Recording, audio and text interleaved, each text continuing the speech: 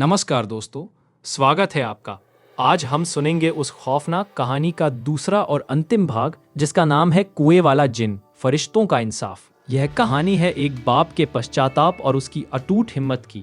यह कहानी है उस अंधेरी रात के बाद आने वाली सुबह की, जब खुदा की रहमत फरिश्तों के रूप में जमीन पर उतरी। यह कहानी है उस शैतानी ताकत और आसमानी नूर की जंग की, जहां एक मासूम रूह को बचाने के लिए कायनात की दो सबसे बड़ी शक्तियां आमने सामने आ गईं। और आखिर में यह कहानी है उस उम्मीद की जो सबसे गहरे अंधेरे में भी रोशनी का रास्ता खोज ही लेती है। पर कहानी सुनने से पहले आपको अपनी सांसों पर ध्यान देना है। याद रहे, सांस तेज ना हो, बस अपनी आती और जाती हुई सांस पर ध्यान देना है। एक गहरी सांस अंदर लीजिए और धीरे धीरे उसे बाहर छोड़ दीजिए। अगर आपको ऐसी ही रोंगटे खड़े कर देने वाली पर आखिर में सुकून देने वाली कहानियां सुनना पसंद है तो इस चैनल को जरूर सब्सक्राइब करिए। और हाँ, आप यह कहानी कौन से गांव या शहर से सुन रहे हैं, कमेंट करके जरूर बताओ। आपके हर एक कमेंट से यह एहसास होता है कि आप वहीं कहीं हैं, कहानी सुन रहे हैं और इस खौफनाक सफर में मेरे साथ चल रहे हैं। मेहर, रऊफ की चीख उस भयानक रेतीले तूफान में ऐसे खो गई जैसे कभी उठी ही ना हो। एक पल की उस आसमानी बिजली में अपनी बेटी का वो खौफनाक चेहरा, वो खाली अंधेरी आंखें उसके जहन में किसी जलते हुए लोहे की तरह छप गईं। वो पागलों की तरह टूटे हुए दरवाजे से बाहर भागा। हवा इतनी तेज थी कि उसे लगा वो उसे उड़ा ले जाएगी। रेत के कण सुइयों की तरह उसके चेहरे पर चुभ रहे थे। वो गिरता पड़ता उस मनहूस टीले की तरफ भागा। उसका दिल नहीं बल्कि पूरी कायनात उसके सीने में धड़क रही थी। जब वो कुएं के पास पहुंचा तो वहां कोई नहीं था, सिर्फ तूफान का शोर और कुएं के मुंह से उठता हुआ एक हल्का काला धुआं जो हवा में घुलकर गायब हो रहा था। मेहर, मेरी बच्ची कहाँ है? वो कुएं के मुंह पर झुककर चीखा। अंदर से कोई आवाज नहीं आई, सिर्फ एक गहरा अंतहीन अंधेरा था जो उसे मुंह चढ़ा रहा था। उसी पल फातिमा भी रोती बिलखती वहां पहुंच गई। कहाँ है हमारी बेटी रऊफ? कहाँ है वो? रऊफ जमीन पर घुटनों के बल गिर पड़ा। उसके आंसू रेत में जज्ब हो रहे थे। उसने अपनी मुट्ठियों से जमीन को पीटना शुरू कर दिया। मैंने उसे छीन लिया। मैंने अपनी बेटी को उस शैतान को सौंप दिया। उसकी आंखों के सामने उसके लहलहाते खेत किसी मजाक की तरह लग रहे थे। हर एक हरा पत्ता उसे अपनी बेटी की कीमत की याद दिला रहा था। वो नेमत अब दुनिया की सबसे बड़ी लानत बन चुकी थी। तूफान थम गया। सुबह हुई पर सूरज की रोशनी में भी अंधेरा था। रऊफ और फातिमा की दुनिया हमेशा के लिए उजड़ चुकी थी। गांव के जो थोड़े बहुत लोग बचे थे वो उन्हें ऐसे देखते जैसे वो कोई बीमारी हो। कोई उनसे बात नहीं करता। उनका घर एक जीती जागती कब्र बन गया था।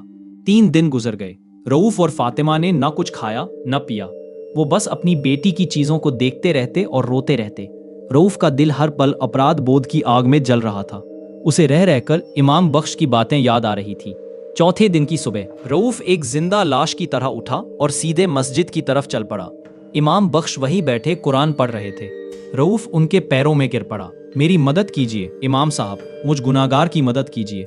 मैंने जो किया उसकी सजा मेरी बेटी को मिल रही है। कोई तो रास्ता होगा। खुदा इतना बेरहम नहीं हो सकता। इमाम बख्श ने उसे उठाया। आज उनकी आंखों में गुस्सा नहीं बल्कि एक गहरी हमदर्दी थी।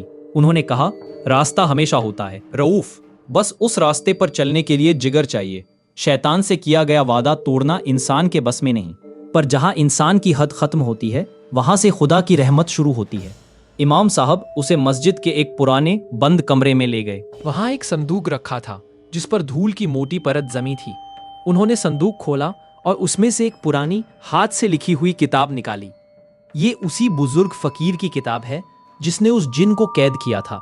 इमाम साहब ने बताया, इसमें लिखा है कि अगर कभी वो शैतान फिर आजाद हो जाए तो उसे सिर्फ आसमानी ताकत ही दोबारा कैद कर सकती है। हमें अल्लाह के फरिश्तों को मदद के लिए पुकारना होगा। फरिश्ते, क्या वो हमारी मदद करेंगे? मैं तो एक गुनाहगार हूं, रऊफ ने कांपती आवाज में कहा। फरिश्ते तुम्हारे लिए नहीं, एक मासूम बच्ची की पुकार पर आएंगे, इमाम साहब ने कहा। लेकिन उन्हें बुलाने की एक कीमत है, एक इम्तिहान है। तुम्हें और फातिमा को अपने दिल की हर ख्वाहिश, हर डर को मिटाकर सिर्फ और सिर्फ सच्ची तौबा के साथ खुदा को पुकारना होगा। इमाम साहब ने रऊफ को रास्ता समझाया। उन्हें 3 दिन और 3 रात बिना कुछ खाए पिए उसी टीले पर, उसी जगह बैठकर इबादत करनी थी जहां रऊफ ने पहला तावीज काटा था। ये सिर्फ एक इबादत नहीं बल्कि एक जंग थी जो उन्हें अपनी आत्मा से और उस शैतान की वसवसों भ्रम से लड़नी थी। रऊफ और फातिमा उस टीले पर पहुंच गए। कुआं अब शांत था पर उसके आसपास की हवा अब भी भारी और ठंडी थी। वो दोनों घुटनों के बल बैठे और दुआ के लिए हाथ उठा दिए। पहला दिन गुजरा।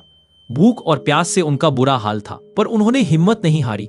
जैसे ही पहली रात हुई, शैतान का हमला शुरू हुआ। अचानक कुएं से मेहर की आवाज आई, अब्बू, अम्मी, मुझे बचाओ, यहाँ बहुत अंधेरा है, मुझे डर लग रहा है। फातिमा चीख मारकर उठ खड़ी हुई, मेरी बच्ची। वो कुएं की तरफ भागने लगी। रुक जाओ फातिमा, रऊफ ने उसे पकड़ लिया। ये वो नहीं, ये धोखा है। ईमान साहब ने कहा था वो हमें भटकाने की कोशिश करेगा। आवाजें आती रही, कभी मेहर के रोने की, को कभी हंसने की। फिर उन्हें खेत में आग लगती हुई दिखाई दी, घर जलता हुआ दिखा। ये सब उस जिन के पैदा किए हुए वहम थे। वो दोनों आंखें बंद करके सिर्फ अल्लाह का नाम लेते रहे। दूसरा दिन और भी मुश्किल था। अब जिन ने लालच देना शुरू किया। कुएं से सोने चांदी के सिक्कों का ढेर बाहर आने लगा। एक आवाज गूंजी, बस एक बार कह दो कि तुम्हें यह सब चाहिए, रऊफ, मैं तुम्हारी बेटी को लौटा दूंगा और तुम्हें दुनिया का सबसे अमीर इंसान बना दूंगा। रऊफ ने अपनी आंखें और कसकर बंद कर ली। उसका दिल जानता था कि इस दौलत की कीमत उसकी बेटी की रूह थी। दूसरी रात सबसे भयानक थी। उन्हें लगा जैसे हजारों सांप उनके जिस्म पर रेंग रहे हों। उन्हें अपने मरे हुए रिश्तेदार दिखाई दी जो उन्हें अपने साथ चलने को कह रहे थे। फातिमा कई बार बेहोश हुई, पर रऊफ उसे होश में लाता और फिर से दुआ शुरू कर देता। तीसरे दिन की शाम तक वो दोनों अपनी हिम्मत की आखिरी हद पर थे। उनके गले सूख कर कांटा हो गए थे और आंखों के आगे अंधेरा छा रहा था। उन्हें लगा कि वो हार जाएंगे। जैसे ही तीसरे दिन का सूरज डूबा और रात ने अपनी चादर फैलाई, रऊफ को लगा कि अब सब खत्म हो गया। उसने अपनी आखिरी बची हुई हिम्मत से आसमान की तरफ देखा और चीखा, या अल्लाह, हम कमजोर हैं, हम गुनाहगार हैं, पर तू तो रहमान है, तू तो रहीम है। मेरी नहीं तो इस माँ की सुन ले, इस मासूम की सुन ले, रहम कर मौला। ये कहकर वो बेहोश होकर गिर पड़ा और तभी वो मोजज़ा हुआ। एक पल में तूफानी हवा रुक गई, आसमान से सारे बादल छट गए और पूरा आसमान लाखों तारों से भर गया। फिर उत्तर की दिशा से एक नर्म सफेद रोशनी का गोला जमीन की तरफ बढ़ने लगा। वो रोशनी इतनी पाक और सुकून देने वाली थी कि उसकी एक किरण से ही टीले के आसपास की मनहूसियत खत्म होने लगी। वो रोशनी का गोला टीले पर उतरा और उसमें से 4 नूरानी हस्तियां बाहर निकली। वो अल्लाह के फरिश्ते थे। उनके जिस्म रोशनी से बने थे। उनके चेहरे पर एक ऐसा जलाल था जिसे देखने की इंसान में ताब नहीं। उनके हाथों में नूर से बनी तलवारें और भाले थे जो किसी सितारे की तरह चमक रहे थे। एक फरिश्ते ने आगे बढ़कर बेहोश पड़े रऊफ और फातिमा पर अपना हाथ रखा। एक पल में उनकी सारी थकन, सारी कमजोरी दूर हो गई। वो ऐसे उठे जैसे एक गहरी नींद से जागे हों। एक फरिश्ते की आवाज गूंजी जो संगीत की तरह मीठी पर पहाड़ की तरह बुलंद थी। डरो मत ए खुदा के बंदो, तुम्हारी सच्ची तौबा कबूल हुई है। हम उस मासूम रूह को शैतान की कैद से छुड़ाने आए हैं। चारों फरिश्ते धीरे धीरे उस कुएं की तरफ बढ़े। उनके हर कदम से जमीन पर नूर की लहर फैलती जा रही थी। जैसे ही वो कुएं के करीब पहुंचे, कुएं के अंदर से एक भयानक गुस्से भरी चीख गूंजी। जमीन कांपने लगी। कुएं से काले धुएं का एक बवंडर उठा और उसने एक विशाल भयानक जिन्न की शक्ल ले ली। उसकी आंखें जलते हुए कोयले की तरह थीं और उसके जिस्म से आग की लपटें निकल रही थीं। शैतान, तूने एक बाप की बेबसी का फायदा उठाया। अब इंसाफ का वक्त है। उस मासूम रूह को आजाद कर दे। एक फरिश्ते ने अपनी नूरानी तलवार आगे करके कहा। कभी नहीं, ये कहकर जिन्न ने अपना एक हाथ, जो आग का बना हुआ था, फरिश्तों की तरफ बढ़ाया और फिर वो जंग शुरू हुई जिसका गवाह बनने की हिम्मत किसी इंसान में नहीं थी। फरिश्ते हवा में बुलंद हुए और उन्होंने जिन्न को चारों तरफ से घेर लिया। वो कुरान की आयतें पढ़ रहे थे और हर आयत एक बिजली बनकर जिन्न पर गिर रही थी। जिन्न भी पलटकर आग के गोले और रेत के तूफान उन पर फेंक रहा था। आसमान में रोशनी और अंधेरे का एक भयानक युद्ध छिड़ गया। हर तरफ अल्लाहू अकबर की सदाएं गूंज रही थीं। एक फरिश्ता नूर के एक गोले में तब्दील होकर सीधा कुएं के अंधेरे में उतर गया, उस कैद खाने में जहां मेहर की रूह को रखा गया था। कुएं के अंदर मेहर एक काले ठंडे पिंजरे में बंद थी। फरिश्ते ने नूर की तलवार से उस पिंजरे पर वार किया और वो शीशे की तरह टूटकर बिखर गया। फरिश्ते ने मेहर की रूह को अपनी गोद में उठाया और उसे लेकर ऊपर आ गए।